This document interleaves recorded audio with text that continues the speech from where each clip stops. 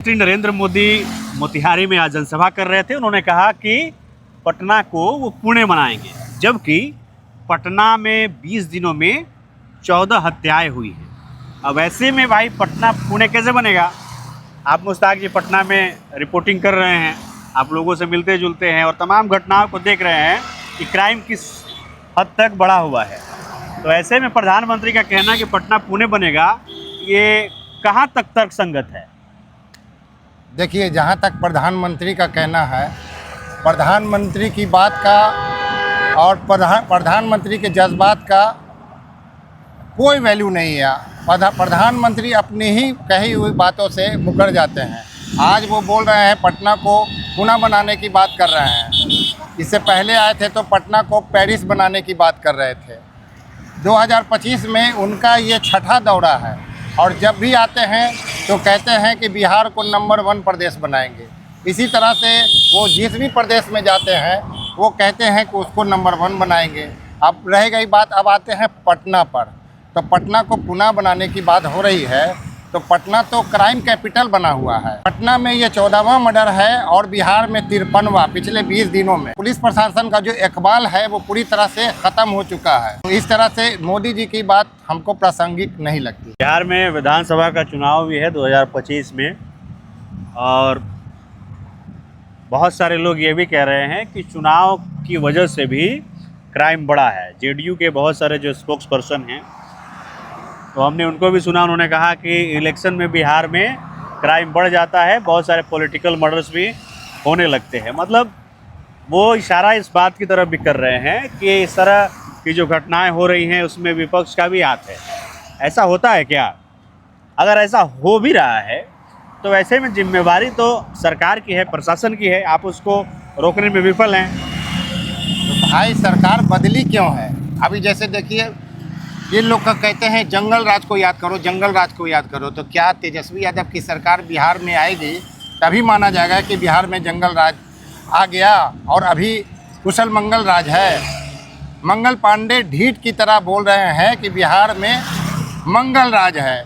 वो शहाबुद्दीन को याद कर रहे करके जो शहाबुद्दीन के दहशत को याद करा रहे हैं। तो भाई शहाबुद्दीन का अगर दहशत था तो उसी से छुटकारा पाने के लिए तो आपको लाया गया था। जब आप भी इसी तरह का स्टेटमेंट दीजिएगा और 20 साल हुकूमत करने के बाद, नीतीश सरकार तो 20 साल से है, 20 साल से ही लालू यादव की सरकार को जंगल राज ही बोलिएगा और फिर कहिएगा कि याद करो लालू यादव का वो जंगल राज। तो क्या तेजस्वी यादव की सरकार यहाँ बनेगी तभी माना जाएगा कि जंगल राज आ गया। और अभी जो आपकी सरकार में जो गुंडागर्दी बढ़ गई है, पुलिस का दहशत ख़त्म हो गया है और जो ये कॉन्ट्रैक्ट किलर जो है वो तो लगता है कि इंडस्ट्री की तरह काम कर रहा है। बस सुपारी लिया और जाके मार दिया। ऐसा लगता है कि पुलिस का खौफ अपराधियों के बीच है ही नहीं। और रही बात आपको कि जैसा कि आपने कहा सियासी मर्डर, अरे सियासी मर्डर हो या गैर सियासी मर्डर हो, ये गैर समाजी अनासिर जो सक्रिय हैं और जो मर्डर कर रहे हैं, तो जवाबदेही किसकी है? सत्ता में तो आप है ना। तो आपको तो पता होना चाहिए ना कि जब आप खुद ही बोल रहे हैं कि जब आपको चुनाव नज़दीक आता है तो सियासी हत्या होती है।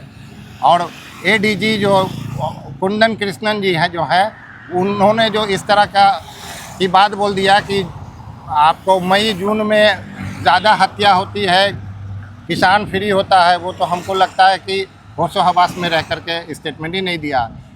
सवाल किया गया आम, जवाब दिया उन्होंने इमली। बिल्कुल, इतने बड़े पद पर एडीजी हैं, उन्हें इस तरह के गैर जिम्मेदार बयान से बचना चाहिए। और उन्होंने जिस तरह से किसानों को लेकर के बात कही है वो बेहद अपमानजनक है, खास करके अपने देश के किसानों के लिए। जिस तरह से पटना में क्राइम बढ़ा है और ऐसा लग रहा है कि एक नई तरह की अपराध की जो इंडस्ट्री है वो फिर से खड़ी हो रही है बिहार में, कॉन्ट्रैक्ट किलिंग की। ऐसे में प्रधानमंत्री का बिहार आना और ये कहना कि पटना को हम पुणे बनाएंगे, ये बड़ा अजीब लगता है सुनने में। पहले सरकार को चाहिए कि वो जो अपराध हो रहे हैं, जो लगातार मर्डर्स हो रहे हैं, उनको रोके। नहीं तो जिस तरह का माहौल बन रहा है लोगों के बीच में, जनता के बीच में, इसका खामियाजा 2025 के विधानसभा चुनाव में भुगतना पड़ेगा।